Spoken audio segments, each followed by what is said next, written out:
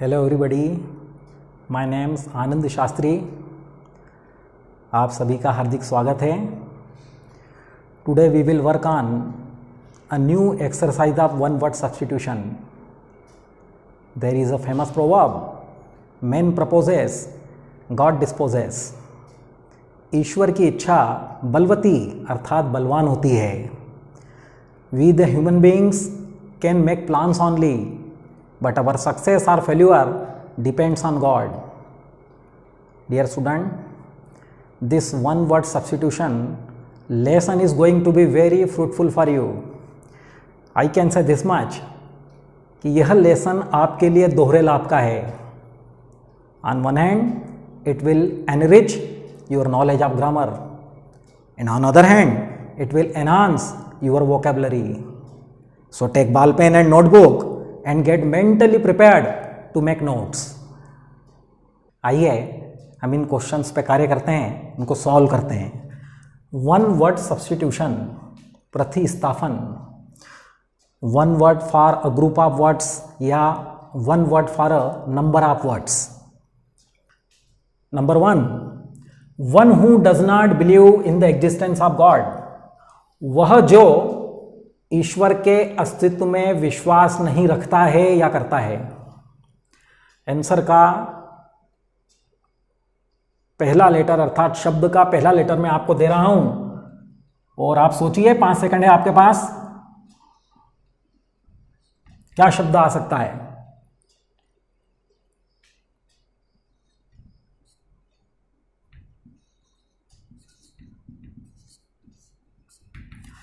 ATHEIST, atheist अर्थात नास्तिक। One who does not believe in the existence of God called atheist, उसको atheist कहा जाता है। इसी एथिस्ट से एथिज्म बनता है।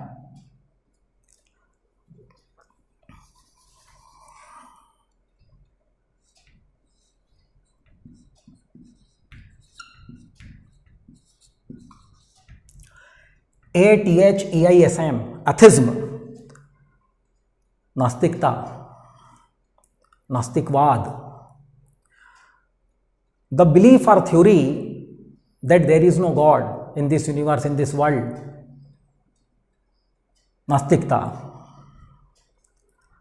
नंबर 2 पे आ जाइए। One who believes in the existence of God, वह जो ईश्वर के अस्तित्व में विश्वास रखता है या करता है। हिंदी में हम ऐसे व्यक्ति को आस्तिक पुकारते हैं। पहला लेटर मैं आपको दे रहा हूं आंसर का, फिर आप सोचिए। 5 सेकंड आपके पास है।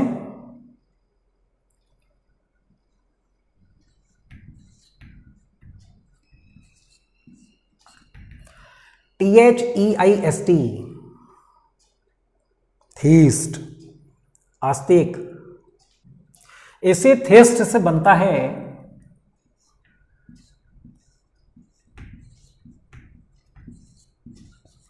थेज्म, THEISM, ईश्वरवाद, आस्तिकवाद।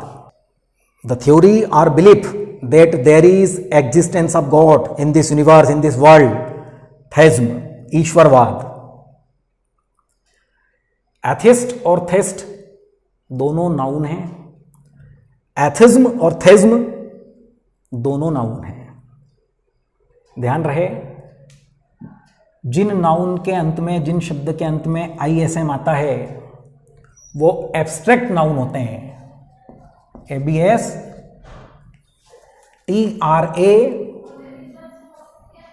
TRACT, एब्स्ट्रैक्ट नाउन होते हैं वो।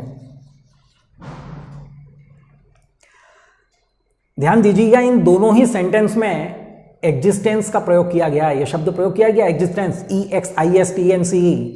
इसका अर्थ होता है अस्तित्व। यह शब्द नाउन का कार्य करता है। यह भी एब्स्ट्रैक्ट नाउन है। एब्स्ट्रैक्ट नाउन उन नाउन को कहा जाता है जिसके बारे में हम केवल चिंतन कर सकते हैं, सोच सकते हैं, विचार कर सकते हैं, जो भाव होता है जिसको हम टच नहीं कर सकते। सुख, दुख, निराशा, आशा, अत्याचार, सफलता, भय, तकलीफ, ये सब शब्द एब्स्ट्रैक्ट नाउन में आते हैं। अब ग्रामर का एक रूल है, वी शुड नॉट यूज और we can not use the before abstract noun, proper noun and material noun. Proper noun, material noun और एब्स्ट्रैक्ट नाउन, इनके पूर्व कभी भी द का प्रयोग, आर्टिकल द का प्रयोग नहीं किया जाता है, और न ही इनको हम बहुवचन में, प्लूरल में बदल सकते हैं। लेकिन आपने कहीं कभी किसी बोर्ड पर पढ़ा होगा या कहीं देखा होगा किसी फर्म या ऑर्गेनाइजेशन का नाम द जैन्स, द शर्मास, या हमने यहां पर एग्जिस्टेंस के आगे द लगा दिया है जबकि एब्स्ट्रैक्ट नाउन है। ये कॉमन नाउन में बदल जाते हैं। यदि प्रॉपर नाउन, एब्स्ट्रैक्ट नाउन और मटेरियल नाउन के पूर्व द लगाया या इनको प्लूरल में आपने परिवर्तित किया तो ये कॉमन नाउन कहे जाते हैं। एथिस्ट, थेस्ट, नास्तिक, आस्तिक। इस संसार में एक और व्यक्ति का अस्तित्व है जो इनकी श्रेणी में आते हैं। आस्तिक ईश्वर के अस्तित्व में विश्वास करता है, वो कहता है कि इस दुनिया में, इस संसार में ईश्वर का अस्तित्व है। नास्तिक कहता है कि इस दुनिया में ईश्वर का अस्तित्व नहीं है। एक और ग्रुप है, उस ग्रुप को बिलोंग करने वाले लोग कहते हैं कि यह तो असंभव है, यह बताना असंभव है, कि यह जानना असंभव है कि इस दुनिया में ईश्वर है या नहीं है। उसको हम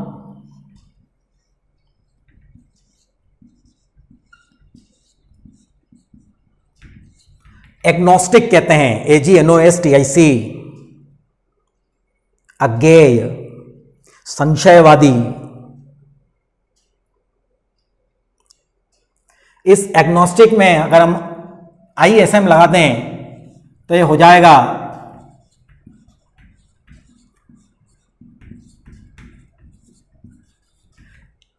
agnosticism, AGNOSTICISM। अज्ञेयवाद, संशयवाद। ISM, abstract noun. किसी कॉम्पिटिटिव एग्जामिनेशन के लिए ध्यान रहे, एग्नोस्टिक शब्द नाउन और एडजेक्टिव दोनों का कार्य करता है। आइए नंबर 3 पे अब हम कार्य करते हैं। One who is all powerful, वह जो सर्वशक्तिमान है, वह जो सर्वशक्तिशाली है।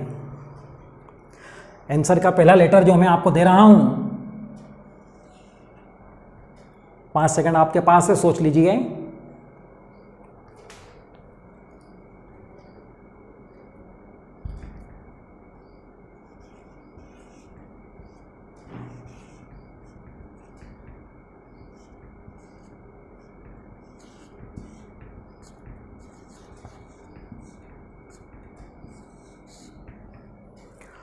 Omnipotent, OMNIPOTENT, one who is all powerful, सर्वशक्तिशाली, सर्वशक्तिमान। Next, one who is present everywhere, वह जो सर्वव्यापी है, वह जो हर जगह उपलब्ध है, मौजूद है, उपस्थित है। पहला लेटर मैंने दिया है, 5 सेकंड आपके पास है, सोच लीजिए।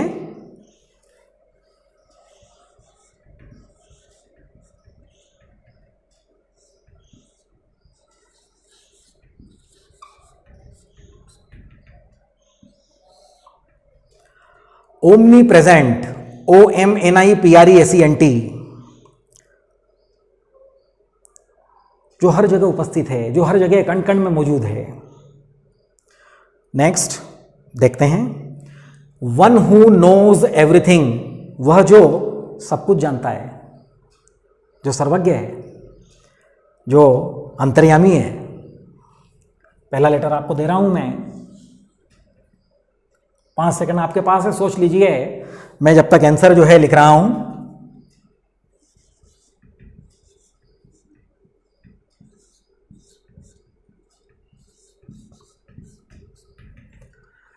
OMNISCIENT, ओमनिशिएंट, त्रिकालदर्शी, सर्वज्ञ, जो सब कुछ जानता है। अब आप देखिए, पहला one who is all powerful, omnipotent, इसका हिंदी होता है सर्वशक्तिशाली। Second, one who is present everywhere, omnipresent, इसका हिंदी अर्थ होता है सर्वव्यापी, सर्वत्र। तीसरा है वन हु नोज एवरीथिंग, वह जो सब कुछ जानता है, ओमनिशिएंट, त्रिकालदर्शी, इसका और हिंदी हम देखें सर्वज्ञ, सब कुछ जानने वाला। किसके लिए कहा जाता है? सर्वशक्तिशाली, सर्वत्र, सर्वज्ञ, ईश्वर के लिए। मनुष्य तो नहीं हो सकता। That's why it is said God is omnipotent, omnipresent and omniscient. इसमें आपने एक बात और ध्यान दी होगी, ओमनी शब्द का प्रयोग किया गया है इसमें। ओमनी जो है, ओमनी एक प्रीफिक्स है।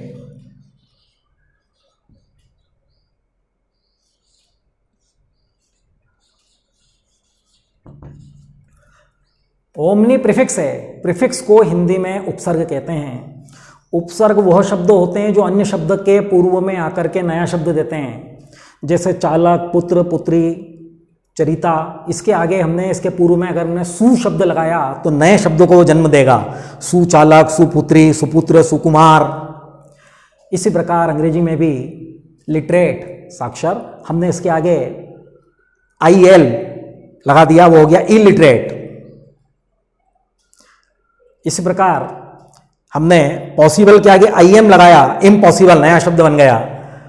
ओमनी जो है वो प्रीफिक्स है, वो अन्य शब्दों के पोटेंट, प्रेजेंट, शंट, इनके आगे आकर के नया शब्द दे रहा है।